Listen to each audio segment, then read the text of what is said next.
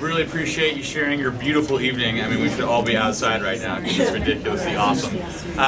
So yeah, just kind of quick overview. So again, Crimson Wine Group, we own all of our vineyards, and that's very important. When you own your vineyards, you control the means of production, you control how you farm, and you can really make the best product possible.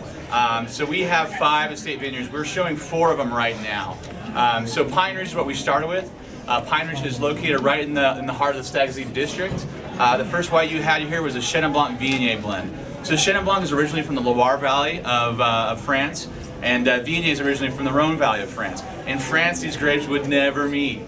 You would go to jail, honestly, if you blended them together. You could be thrown in jail. So America, we kind of do things our own way. As far as we're aware, while these grapes have appeared in other people's blends, we're the very first winery to really focus on the 2 specifically. And as you can tell, it makes a really lively, really refreshing, beautiful little white wine. For a wine that retails between $10 and $14, it's got 90 points from Robert Parker 5 years in a row. That to me is a value. So it's a really killer wine. Next up is the Archery Summit Pinot Gris. So Archery Summit is located right in the Dundee Hills of Willamette Valley. The Dundee Hills, in my opinion, is the best sub-appellation. And the reason for that is what's known as Jory soil. It's a volcanic clay soil, really reddish hue, and it adds a nice aromatics and really spiciness to whites and reds. And so this Pinot Gris is a really small production. Literally, I get 60 cases for the state of Colorado. It's just a beautiful little white wine, no oak at all on it, no malolactic, but as you can tell, very aromatic and really refreshing. The next wine is one of our sister properties in Edna Valley. That is the Chamissault Vineyard. It was the very first vineyard planted in the Edna Valley back in 1973. So Edna Valley, just to kind of give you some geographical reference, is north of Santa Barbara. It's right by San Luis Obispo. It's a very, very small appellation. It's really close to the ocean, about 10 miles from the ocean. So perfect cool climate for Chardonnay and Pinot Noir specifically. So this had no oak at all. No malolactic finish at all. But a lot of unoaked Chardonnays kind of are just all acid, and sometimes they're a little too much. So we wanted to have a little bit of texture, a little bit of nice refreshing aromatics, and so we did a really slow cold fermentation. And again, a beautiful little white wine, regularly gets 90 points, and it's just a fun Chardonnay, particularly as things warm up. Getting into the red wines, or as a good buddy of mine calls them, the real wines. We've got Cabernet coming up first, Forefront by Pine Ridge. So Forefront is a source fruit program. So that is the only non-estate wine on here.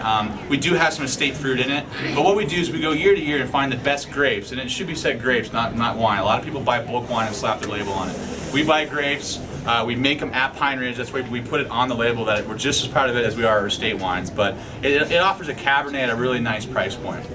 And then finishing off in my opinion, really, Segacio is the king of Zinfandel. They are the best producer of it. And the reason for that is we do really focused, really pure, really bright Zinfandels.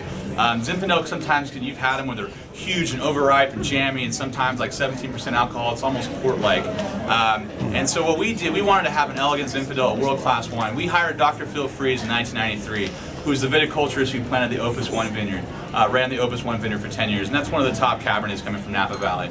And we asked him, teach us how to farm Zinfandel as if it was first growth Bordeaux, as if it was world-class Cabernet. And no one had really done that with Zinfandel. Zinfandel can grow like a weed. It can get 10, 20 tons per acre.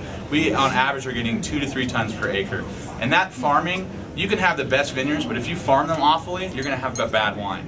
If you overcrop too much, you're going to have a bad wine. You got to have so many right choices to make world-class wines. You have to have the best vineyards in the best location, planted with the right clones and the right rootstock. I mean, there's so many things that can go wrong before it comes to us. So Segacio is the leader of Zinfandel. They truly are.